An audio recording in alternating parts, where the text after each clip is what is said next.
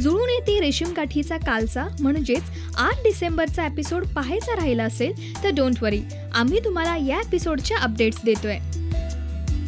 सध्या मालिकेत चित्राच्या लग्नाची जय्यत तयारी सुरू आहे आणि विशेष म्हणजे काल चित्राच्या हातावर मेहंदीही लागली आहे.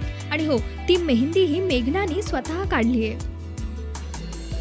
दुसरीकडे मनोज गावावरून अजूनही परतला नाही आणि फोनही केला नाही. यामुळे मेघना आदित्य बरोबरच सर्वजण टेन्शनमध्ये आले होते. दुसरीकडे मेघनाचे बाबा तिच्या घरी येतात आणि मनोजचा हा सगळा प्रकार त्यांना कळतो.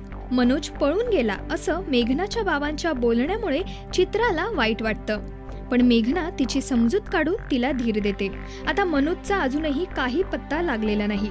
मालिका पुढे काय वळण घेते हे पाहण्यासाठी तुम्हाला सबस्क्राईब करावं लागेल राजश्री मराठीला.